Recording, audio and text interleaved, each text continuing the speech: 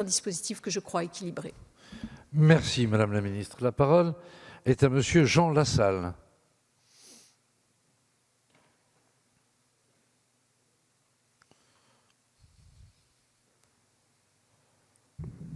Monsieur le Président, Monsieur le Premier ministre, Mesdames et Messieurs les ministres, mes chers collègues,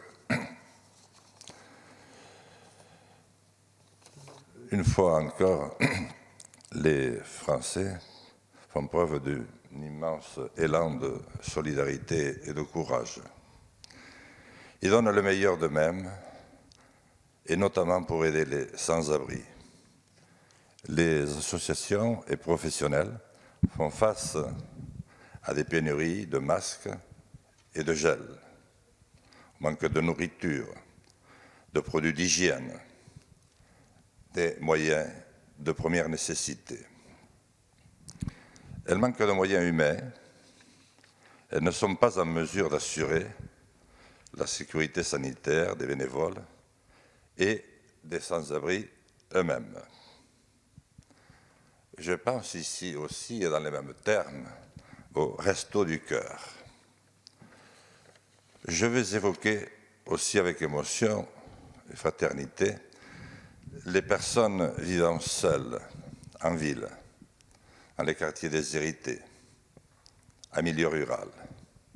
Avec le confinement, elles se sentent plus abandonnées, démunies, parfois dans le besoin, avec seule compagnie, l'angoisse. Aussi, Monsieur le Premier ministre, que pensez-vous faire pour donner aux associations et aux professionnels qui nous interpellent les moyens d'assurer le minimum? Merci, chers collègues. La parole est à Monsieur Julien Denormandie, ministre chargé du Logement et de la Ville. Merci, Monsieur le Président. Mesdames et Messieurs les députés, Monsieur le député Jean Lassalle, je vous remercie pour votre question parce que ça me permet de saluer tous ces travailleurs de l'ombre. Depuis le début de la crise sanitaire, on parle énormément des soignants qui sont ces soldats au front, des personnes qui travaillent dans le médico-social.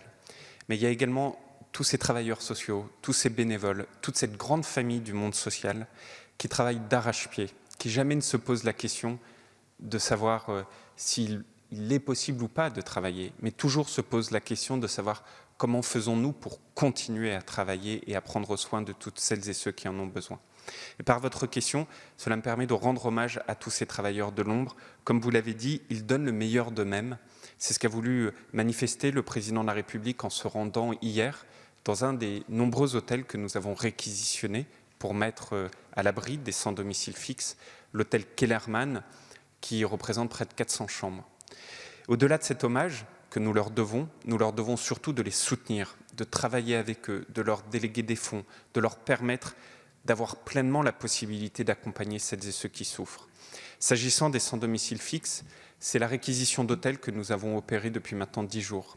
Hier soir, c'était plus de 3000 places d'hôtels qui ont été ouvertes. C'est de nouveaux moyens, 50 millions d'euros, qui ont été mis à disposition également. Mais au-delà de ces places, au-delà de ces moyens, c'est de pouvoir consolider et de renforcer les équipes qui donnent le meilleur d'eux-mêmes pour continuer à reprendre vos propos. Alors, ça veut dire pouvoir apporter le matériel nécessaire, et on sait que c'est un enjeu incroyablement important.